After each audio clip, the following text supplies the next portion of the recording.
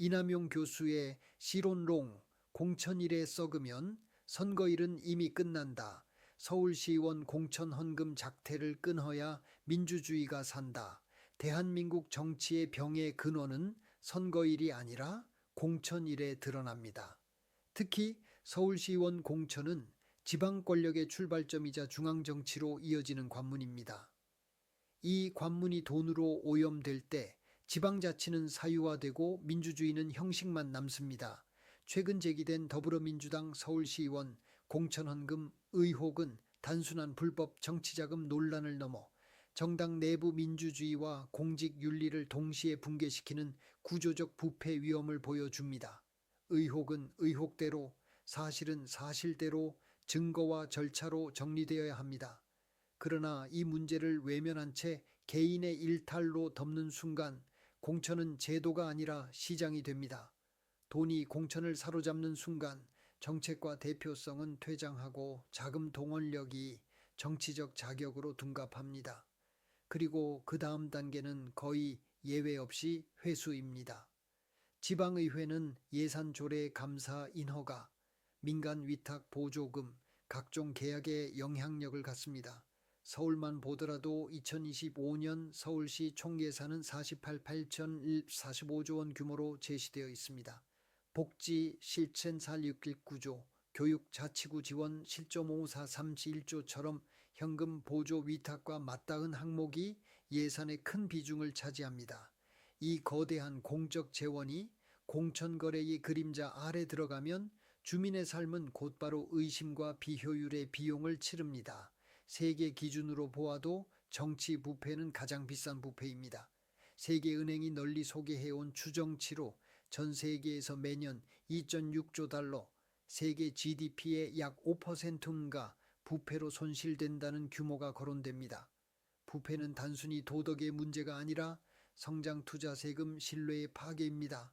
그러니 공천 헌금은 정당 내부의 소란이 아니라 국가 경쟁력과 도시 경쟁력의 하부 구조를 갉아먹는 리스크입니다. 국제 지표가 말해주는 신호도 분명합니다. 대한민국은 2024년 부패 인식 지수에서 100점 만점 64점, 180개국 중 30위를 기록했습니다. 개선 흐름이 있으나 괜찮다로 안심할 지점이 아니라 더 올라가야 한다는 압박으로 읽어야 합니다. 공천 정치자금 의혹이 반복되면 이 점수는 쉽게 되돌아갑니다. 더 치명적인 것은 신뢰의 붕괴입니다. OECD의 신뢰 조사에서 한국은 정치 정당에 대한 신뢰가 20%, 국회 신뢰가 21%로 낮은 축에 속합니다. 반면 공무원, 지방정부 사법부는 상대적으로 더 높게 나타나는 경향이 있지만 정치의 입구인 정당이 신뢰의 바닥을 치면 행정 전체가 함께 흔들립니다. 공천이 돈 냄새를 풍기는 순간 유권자는 어차피 다 갔다로 이동하고 그 냉소가 민주주의의 연료를 말립니다. 국내 통계도 경고등이 켜져 있습니다. 2023년 공공기관 청렴도 평가에서는 종합점수가 전년 대비 하락해 80.5점으로 나타났고 내부 직원이 체감한 내부 부패 경험률이 외부 민원인의 부패 경험률보다 훨씬 높게 보고됩니다. 특히 지방정부의 기본 업무 영역에서 부패 경험 비율이 높게 나타났고 보조금 지원 분야는 부패 경험률 증가폭이 크다는 지적이 이어졌습니다. 부패 사건으로 감점된 사례가 수백 건 수준으로 보고되고 유형별로는 공금 유용 횡령, 금품 수수 등이 큰 비중을 차지합니다. 지방의회 공천이 왜 돈의 유혹과 결합하면 위험해지는지 숫자가 이미 답을 말하고 있습니다. 공천 헌금은 개인의 일탈이 아닙니다. 공천권을 쥔 소수에게 돈이 집중되고 그 돈이 후보 선별의 기준으로 작동하는 순간 공천은 심사가 아니라 거래가 됩니다. 그 결과 유권자의 선택지는 왜곡되고 당선 이후의 정치는 회수 논리에 지배됩니다. 지방 예산 편성의 왜곡, 특정 업체 특정 단체로의 민간 위탁 쏠림, 보조금의 편향, 감사의 무력화로 이어지면 주민은 서비스 품질 저하와 세금 누수를 동시에 겪습니다. OECD 국가에서 공공조달이 정부 지출의 상당 비중을 차지한다는 점은 공천 오염이 곧바로 계약과 위탁의 유혹으로 번질 수 있음을 뜻합니다. 한국은 공공조달 지출이 GDP 대비 높은 편으로 제시되는 경우가 있어 공적 지출 풀의 규모 자체가 크다는 점도 구조적 위험 요인입니다. 이 사안을 특정 정파 흠집내기로 축소해서는 안 됩니다. 그러나 동시에 문제의 실체를 흐리는 중립적 언어로도 안 됩니다.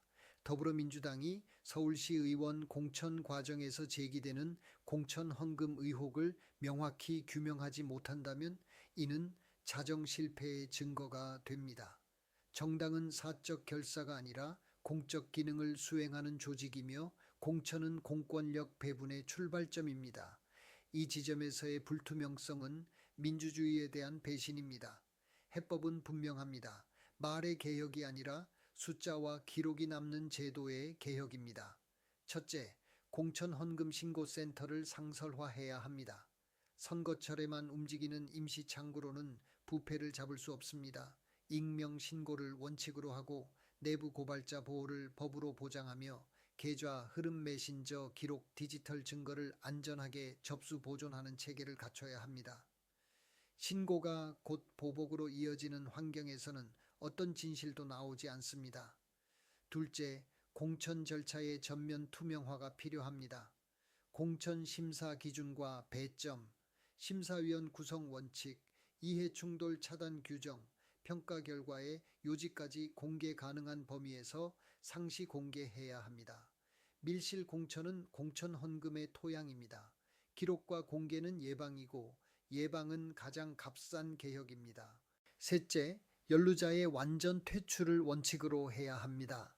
공천 헌금에 관여한 후보자, 중개자, 묵인방조한 공천권자는 형사처벌과 별도로 정치적 자격을 상실해야 합니다. 솜방망이 처벌과 시간이 지나면 복귀라는 관행이 남아있는 한 공천 헌금은 사라지지 않습니다. 공직은 거래 대상이 아니라 국민이 위임한 책임입니다. 넷째, 감독과 집행의 독립성을 강화해야 합니다. 정치자금 감시와 선거 관리는 정치로부터 분리되어야 하며 실질적 조사권과 자료 접근권을 보장받아야 합니다. 단일 기관의 모든 부담을 지우는 방식은 한계가 있습니다. 시민사회 언론 학계와의 교차 검증과 데이터 공유를 제도화해 감시의 사각지대를 줄여야 합니다. 특히 조달 위탁 보조금은 돈이 흘러가는 경로가 길고 복잡하므로 공개 데이터 표준을 활용한 상시 감시 체계가 효과적입니다. 계약의 전 과정 데이터를 표준화해 공개하는 국제적 흐름을 적극 도입하면 공천 예산 계약의 연결고리를 사후 수사가 아니라 사전 탐지로 끊을 수 있습니다. 다섯째, 정당 책임을 실질화해야 합니다. 공천 헌금은 개인의 범법을 넘어 정당 관리의 실패입니다. 관리 부실이 확인될 경우 국고 보조금 삭감, 공천권 제한, 공천 절차 개선 명령 등 실효적 제재가 뒤따라야 합니다. 이는 정당 자율의 침해가 아니라 민주주의의 회복 장치입니다. 국회는 이러한 원칙이 작동하도록 법 제도를 정비해야 합니다. 정치는 돈의 길을 따라가면 반드시 무너집니다. 서울시의원 공천은 지역 주민의 삶과 직결되는 권력의 시작점입니다. 이 출발점이 오염되면 이후의 모든 정책과 행정은 의심의 그늘에서 벗어날 수 없습니다. 더불어민주당은 이번 사안을 계기로 방어가 아니라 정면 진단을 선택해야 합니다. 침묵은 중립이 아니라 공모로 해석됩니다. 분명히 말합니다. 공천헌금은 관행이 아니라 범죄이며 타협의 대상이 아니라 정복의 대상입니다. 공천헌금 신고센터의 상설화, 공천 과정의 투명화, 연루자의 완전 퇴출, 감독의 독립성 강화, 정당 책임의 실질화, 이 5가지가 동시에 작동할 때만 정치가 회복됩니다. 더불어민주당의 서울시의원 공천헌금 작태를 진단하는 이유는 비난을 위해서가 아니라 대한민국 민주주의를 살리기 위해서입니다. 이남용 교수의 시론롱을 시청해 주셔서 감사합니다.